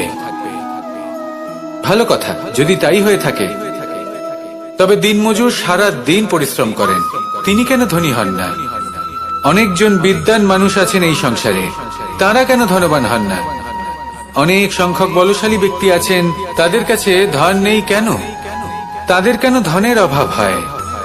আবার এমনও কিছু মানুষ আছেন যারা পরিশ্রম করেন, তারা দিনমজুর, কিন্তু তারা ধন অর্জন করতে পারেন।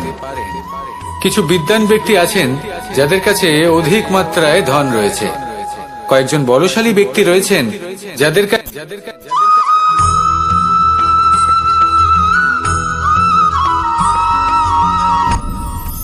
আপনি কি কখনো কোনো জলের ধারা দেখেছেন?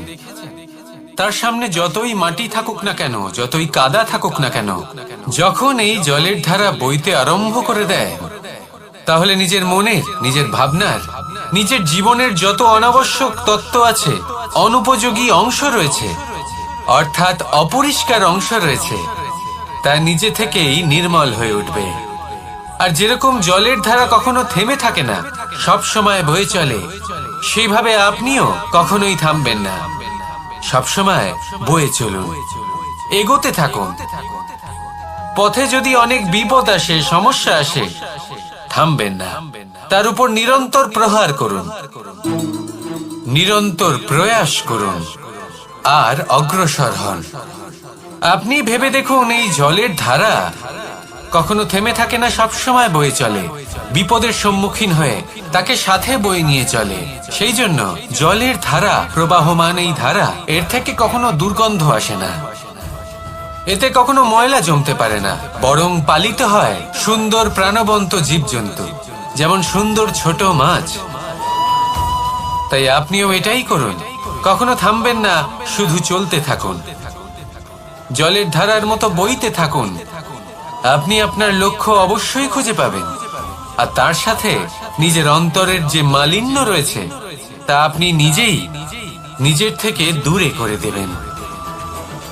তাহলে আসুন আর আমার সাথে ভালোবেসে বলুন, রাধা রাধা।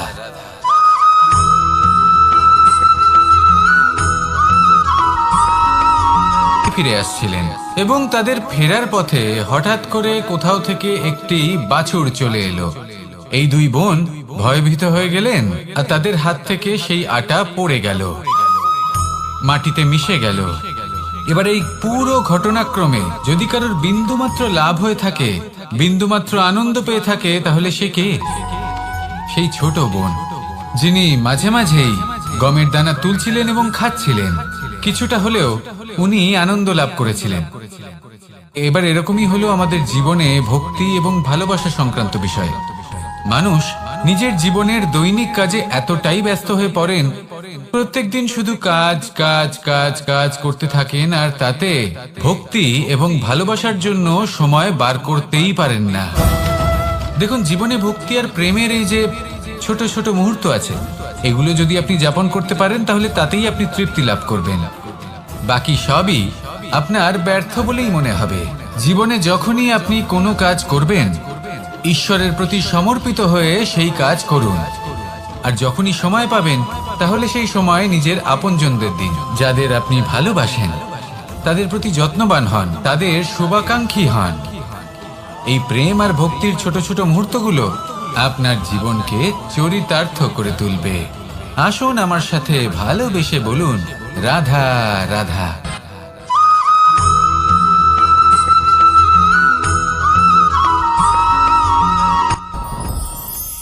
সাথী। সাথী এই শব্দটির ব্যাখ্যা কে কিভাবে করে? মিত্র, সখা, বন্ধু। কিন্তু অর্থ একটাই, তিনি যিনি আপনার সঙ্গী হন আর তিনি যার সাথী আপনি হন।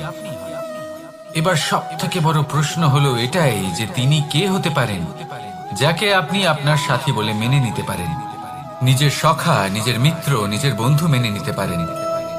আপনার সাথী হলেন তিনি যিনি দুঃখের সময় আপনার পাশে থাকবেন, আপনার হাত ধরে থাকবেন। আপনার সাথী হলেন তিনি যার হাত আপনি নিজের সুখের দিনে ধরে থাকবেন। সেই সাথীরই হাত ধরুন যিনি দুঃখে সবসময় আপনাকে সাহায্য করার জন্য তৎপর হয়ে থাকেন, আপনার পাশে থাকেন, আর যাকে সুখের দিনে আপনি আপনার সাথে রাখতে পারেন। আর যখন আপনার সাথে আপনার এই সাথী থাকবে, তখন আপনি এটা বুঝবেন যে যখন জীবনে দুঃখ আসে, তখন এই দুঃখ কমে যায়, সবার মধ্যে ভাগ হয়ে যায়। আর যদি তখন সুখ আসে, তাহলে সেটা সবার উপস্থিতিতে আরো বেড়ে যায়। এটাই হলো প্রেম, এটাই হলো ভালোবাসা, এটাই হলো সঙ্গ। যেমন সম্পর্ক আমার আর রাধার মাঝে। তাহলে আসুন আর আমার সাথে ভালোবেসে বলুন, রাধা রাধা।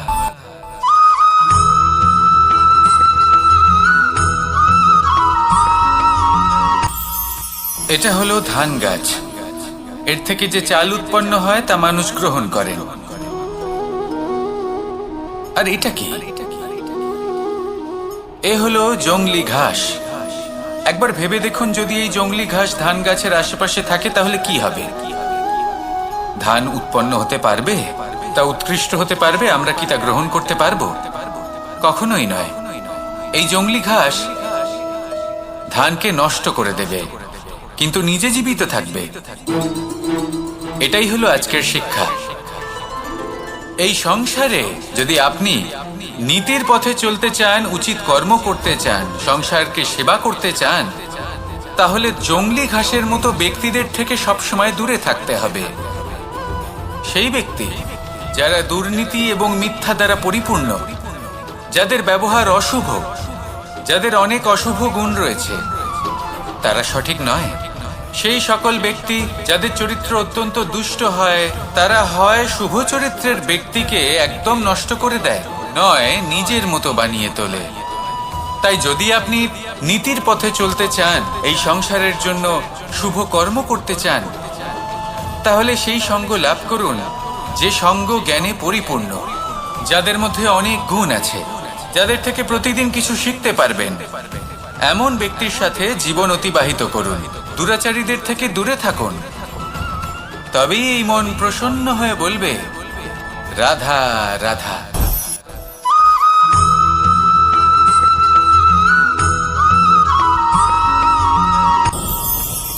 ভয়ের সাথে আমরা সবাই পরিচিত, কষ্ট আমরা সবাই পেয়েছি।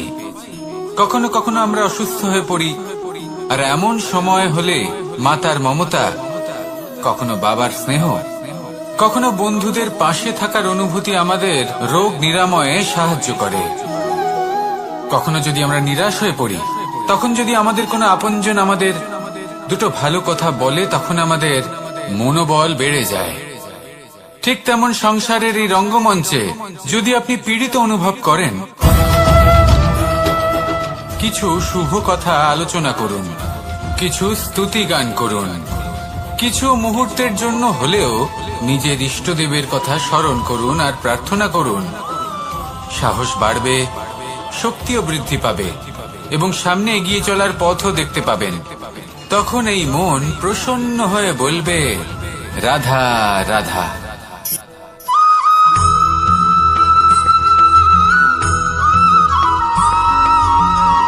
জীবন কিসের উপর নির্ভরশীল? ধনের ওপর। বৈভবের অনুভব যদি আপনি করতে চান, তাহলে তা পাবেন শুধু একতার দ্বারা, সংগঠনের দ্বারা। যদি আপনাকে উদাহরণ দিই, নিজের এই হাতটাকে দেখুন, 5টা আঙুল রয়েছে। কোনো একটা বস্তুকে নিজের একটা আঙুল দ্বারা তুলে ধরার চেষ্টা করে দেখুন, বড়ই কষ্ট হবে। তখন আপনি বুঝতে পারবেন, যখন এই 5টি আঙুল একত্রিত হয়, তখন কোনো কাজ কতটা সহজ হতে পারে। এটাই হলো শক্তি, একতার। সব থেকে ভালো উদাহরণ যদি আপনাকে দিই, তাহলে বাঁশি। এই বাঁশি থেকে অত্যন্ত মধুর সুর নির্গত হয়, যা সবার মন প্রসন্ন করে দেয়। এই কথা সত্যি। কিন্তু এই বাঁশি আমি একটা বা দুটো আঙুল দিয়ে বাজাতে পারবো না। আমাকে প্রত্যেকটা আঙুল ব্যবহার করতেই হবে, তবেই এর থেকে মধুর সুর নির্গত হবে, যা সকলকে প্রসন্ন করবে। ঠিক কিনা? ঠিক এইভাবেই যদি আপনি চান যে আপনার জীবনরূপী বাঁশি থেকেও মধুর সুর নির্গত হোক বা সবার মনকে প্রসন্ন করে তুলুক, তাহলে আপনাকেও জীবনে একতা নিয়ে আসতেই হবে। আপনি একাও কর্ম করতে পারেন, পথ চলতেও পারেন, সামনেও এগোতে পারেন, সাফল্যও লাভ করতে পারেন। কিন্তু যখন সকলে একসাথে এগোবেন, সেই পথে চলবেন, সেই কর্মই করবেন, তখন লক্ষ্যে অবশ্যই পৌঁছবেন, সাফল্য অবশ্যই লাভ করবেন। কিন্তু সেই সাফল্য এবং তার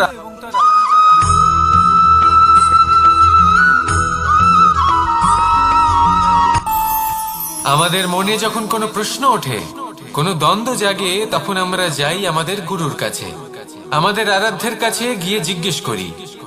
এইভাবেই একদিন আমি পৌঁছলাম আমার আরাধ্যের কাছে, আমার মহাদেবের কাছে, আর ওনাকে প্রশ্ন করলাম যে মহাদেব, জীবনে আনন্দ পাওয়ার, উৎসব পালনের, প্রেম ভাগ করে নেবার, জীবনকে উপভোগ করে নেওয়ার সর্বশ্রেষ্ঠ সময় কোনটা? মহাদেব হাসলেন আর উনি বললেন, জীবনে উৎসব পালনের সব থেকে শ্রেষ্ঠ দিন হলো মৃত্যুর ঠিক আগের দিনটা। প্রেম ভাগ করে নেওয়ার সব থেকে শ্রেষ্ঠ মুহূর্ত হলো মৃত্যুর ঠিক আগের মুহূর্ত। জীবনকে উপভোগ করে নেওয়ার সর্বশ্রেষ্ঠ প্রহর হলো মৃত্যুর এক প্রহর পূর্বে। তখন আমি চমকে গেলাম। আমি বললাম, কিন্তু মহাদেব, মৃত্যু তো অনিশ্চিত, আমরা জানিও না কবে আমাদের মৃত্যু হবে। মহাদেব আবার হাসলেন। উনি বললেন যে যদি আমরা এভাবে জীবন কাটাই যে আমরা জীবনের প্রত্যেক দিন, প্রত্যেক মুহূর্ত, প্রত্যেক প্রহর শেষ বলে মনে করি, তাহলে আমাদের সমস্ত জীবন আনন্দের সাথেই অতিবাহিত হবে। কি বলেন?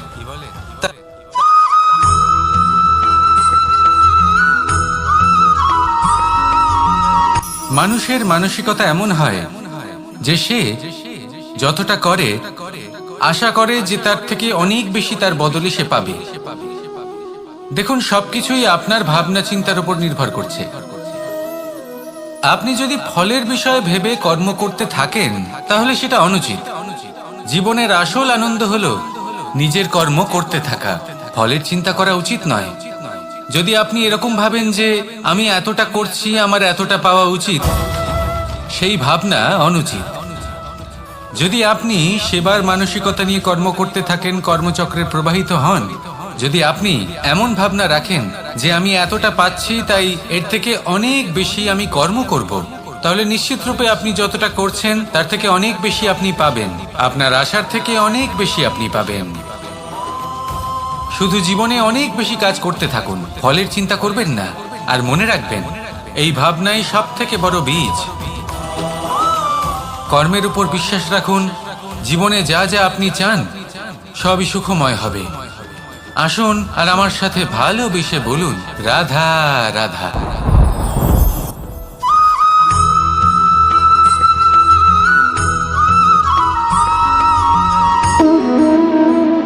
সম্পর্ক হলো আমাদের জীবনের একটি আধার।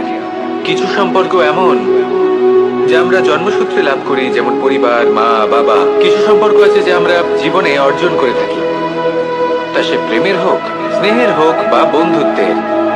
এই সকল সম্পর্ক লাভ করার বা গড়ে তোলার 5টি ধাপ রয়েছে। প্রথম ধাপ, কোনো ব্যক্তির সাথে আলাপ হওয়া, তার সাথে কথা বলা বা তাকে দেখা। দ্বিতীয় ধাপ, সে ব্যক্তিকে আমাদের ভালো লাগা। তৃতীয় ধাপ,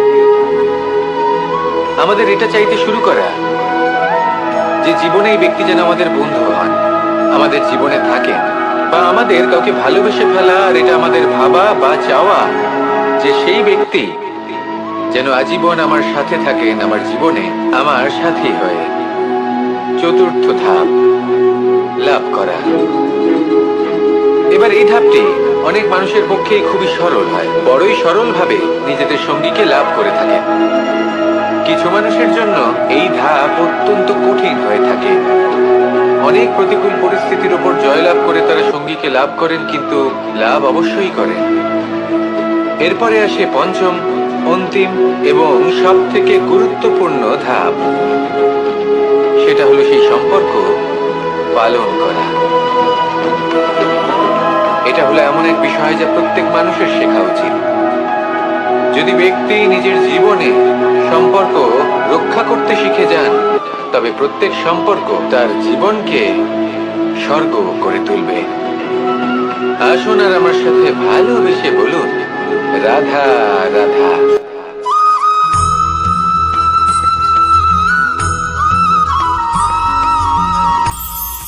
এটা হলো ধান গাছ। এর থেকে যে চাল উৎপন্ন হয় তা মানুষ গ্রহণ করেন। আর এটা কি? এ হলো জংলি ঘাস। একবার ভেবে দেখুন, যদি এই জংলি ঘাস ধান গাছের আশেপাশে থাকে তাহলে কি হবে? ধান উৎপন্ন হতে পারবে? তা উৎকৃষ্ট হতে পারবে? আমরা কি তা গ্রহণ করতে পারবো? কখনোই নয়। এই জংলি ঘাস ধানকে নষ্ট করে দেবে, কিন্তু নিজে জীবিত থাকবে। এটাই হলো আজকের শিক্ষা। এই সংসারে যদি আপনি নীতির পথে চলতে চান, উচিত কর্ম করতে চান, সংসারকে সেবা করতে চান, তাহলে জংলি ঘাসের মতো ব্যক্তিদের থেকে সবসময় দূরে থাকতে হবে। সেই ব্যক্তি যারা দুর্নীতি এবং মিথ্যা দ্বারা পরিপূর্ণ, যাদের ব্যবহার অশুভ, যাদের অনেক অশুভ গুণ রয়েছে তারা সঠিক নয়। সেই সকল ব্যক্তি যাদের চরিত্র অত্যন্ত দুষ্ট হয় তারা হয় শুভ চরিত্রের ব্যক্তিকে একদম নষ্ট করে দেয়, নয় নিজের মতো বানিয়ে তোলে। তাই যদি আপনি নীতির পথে চলতে চান, এই সংসারের জন্য শুভ কর্ম করতে চান, তাহলে সেই সঙ্গ লাভ করুন যে সঙ্গ জ্ঞানে পরিপূর্ণ, যাদের মধ্যে অনেক গুণ আছে, যাদের থেকে প্রতিদিন কিছু শিখতে পারবেন। এমন ব্যক্তির সাথে জীবন অতিবাহিত করুন, দুরাচারীদের থেকে দূরে থাকুন। তবেই এই মন প্রসন্ন হয়ে বলবে, রাধা রাধা।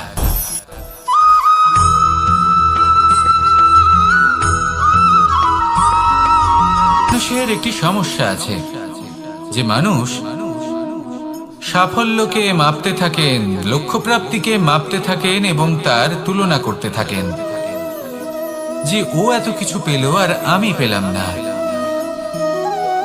ওর কাছে এত কিছু আছে কিন্তু আমার কাছে নেই। এই তুলনা করার জন্য ওনারা দুঃখী হয়ে পড়েন, নিরাশ হয়ে পড়েন। তাই আমি একটা প্রশ্ন করছি যে এটা কি উচিত?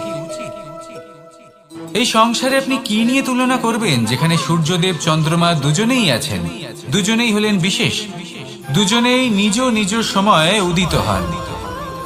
এদের মধ্যে একজন না থাকলে তাহলে আমাদের জীবন কঠিন হয়ে পড়বে। ঠিক সেইভাবেই আপনি যদি একটা বড় রেখা অঙ্কন করেন তাহলে অন্য রেখাটি ছোট হয়ে পড়ে না, সে তেমনই থাকে যেমনটা সে ছিল। আপনার অস্তিত্ব কখনো ছোট বা বড় হতে পারে না। শুধু তুলনা করার জন্য আপনার এটা মনে হতে পারে। যদি আপনি যুদ্ধ করতে চান আপনার তলোয়ারের প্রয়োজন পড়বে। যদি বস্ত্র তৈরি করতে চান এত বড় তলোয়ার দিয়ে কিছুই হবে না, তখন প্রয়োজন পড়বে একটা ছোট্ট সূচের। তাই তুলনা করবেন না, না নিজেকে ছোট মনে করবেন না অন্য কাউকে। সবার সাথে সহযোগিতা করুন, আর যদি তুলনা করতেই হয় নিজের সাথে করুন, যে কাল আমি কেমন ব্যক্তি ছিলাম, আজ কি তার থেকে শ্রেষ্ঠ হয়ে উঠতে পেরেছি। ভেবে দেখুন ভবিষ্যতে গিয়ে আপনি কতটা শ্রেষ্ঠ ব্যক্তি হতে পারেন। আসুন আমার সাথে ভালোবেসে বলুন, রাধা রাধা।